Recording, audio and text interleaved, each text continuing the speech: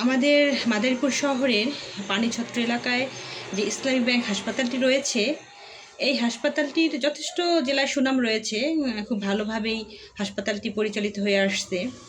কিন্তু আসলে অনেক সময় এই হাসপাতালের যে স্টাফ বা কর্মচারী থাকে, তাদের জন্য হাসপাতালের সুনাম ক্ষুণ্ণ হয়।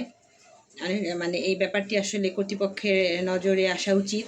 আর আমি বিশেষ করে যে ইসলামী ব্যাংক হাসপাতালের কর্তৃপক্ষ আছে, তার একটু দৃষ্টি আকর্ষণ করছি।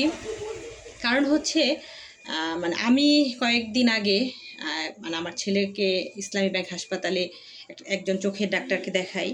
তো তিনি মানে আমার ছেলেকে একটা চশমা ইউজ করতে বলেছেন, এবং ওই চশমাটি আমি ওইখানে যে ডাক্তারের সাথে যে একজন সহযোগী থাকেন, ওবায়দুল নাম, তার কাছে ওই দিনে আমি মানে চশমাটি বানানোর জন্য বলি, এবং তাকে মানে তিনি আমাকে বলেন যে চশমাটি বানাতে 1000 টাকা লাগবে। তো আমি সাথে সাথেই ব্যাগ থেকে 1000 টাকা বের করে, মানে দুটি 500 টাকার নোট বের করে ওনার হাতে দেই, যে বলি যে ঠিক আছে, চশমাটা সুন্দর করে বানিয়ে রাখবেন। তো যাই হোক, মানে বেশ কিছু প্রায় 1 মাস পরে আমি চশমাটি আনার জন্য হাসপাতালে যাই। তো যাওয়ার পরে মানে 2 বার গিয়েছিলাম, তাকে পাইনি। পরবর্তীতে আজকে রিসেপশন থেকে আমাকে জানানো হয় যে চশমার টাকা আরও 500 টাকা বাকি আছে।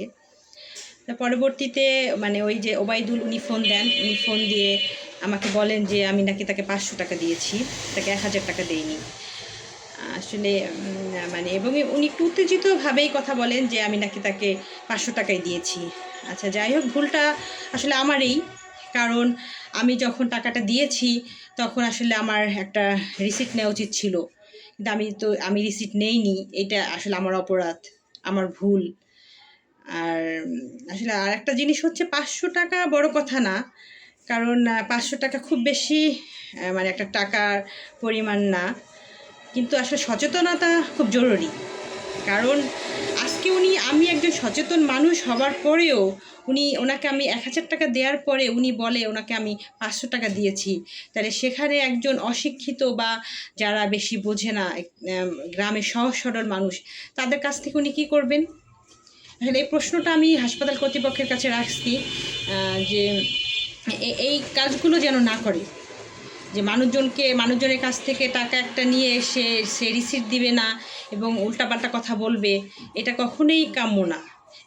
একটা হাসপাতালে যথেষ্ট সুনাম রয়েছে, সেই সুনামটা যেন অক্ষুণ্ণ থাকে। আর বিশেষ করে মানে আমি মানে মাদারীপুরবাসী সহ সবাইকে বলবো যে যেখানেই যে লেনদেন করেন না কেন, অবশ্যই একটা রিসিট রাখবেন। রিসিট রাখলে মানে এই সমস্যাটা পড়তে হতো না, আর উনিও তখন মিথ্যে কথা বলতে পারতো না। তা এই কারণে আমারও ভুল, আমি রিসিট নেইনি। এখন উনি যেহেতু 500 টাকা বলেছেন, তাহলে কি আর করার, সেটাই মেনে নিতে হবে।